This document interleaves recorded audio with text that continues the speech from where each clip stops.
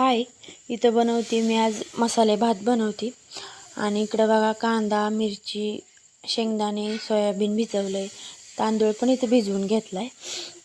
आणि इथं थोडंसं तेल टाकलं कुकरमध्ये.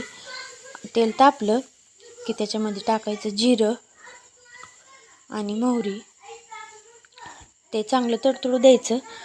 आणि मग त्याच्यानंतर मग त्याच्यामध्ये कांदा वगैरे सगळं टाकून घ्यायचं. तुम्हाला सांगते खरं, मला काही इतका स्वयंपाक जमत नाही. जेव्हा माझं लग्न झालं तेव्हा मी हळूहळू स्वयंपाक बनवायला शिकले. नाहीतर मला स्वयंपाकातला काहीच येत नव्हतं, काहीच म्हणजे काहीच. इतकी मी हे होते, म्हणजे स्वयंपाक बनवता येत नव्हता मला. हळूहळू सासरी आले, मग सगळं शिकले. आणि हे बघा, आता हे चांगलं हलवून घ्यायचं.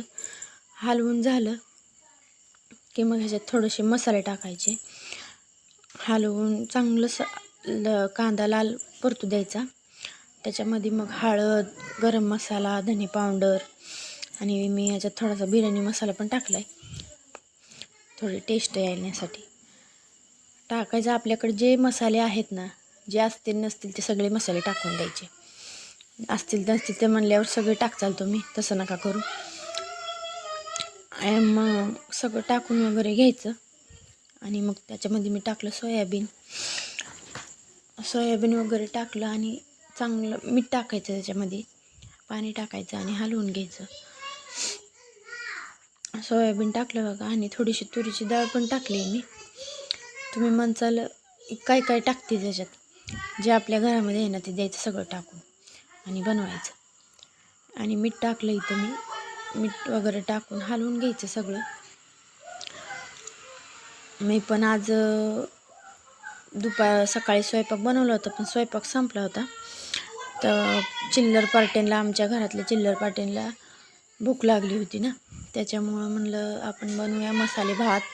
आणि कैरीचं लोणचं पण बनवणार आहे.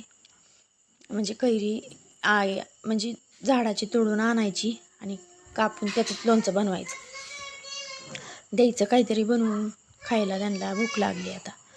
आणि हे चांगलं तांदूळ टाकले त्याच्यात, हलवून उकळी येऊ द्यायची. आणि उकळी आली आणि हलवायचं चांगलं. उकळी आली की त्या कुकरचं टोपण लावून घ्यायचं आणि 4-5 शिट्ट्या घ्यायच्या. 4-5 शिट्ट्या झाल्या की मग बंद करायचा गॅस. आणि इकडं बघा, मी भांडे पण घासून घेतले. खूप भांडे पडले होते माझे, भांडे घासले. आणि इकडं आमची खिडकी आहे बघा, खिडकीतून अशी गार हवा येत होती का नाही, खूप मस्त वाटत होतं.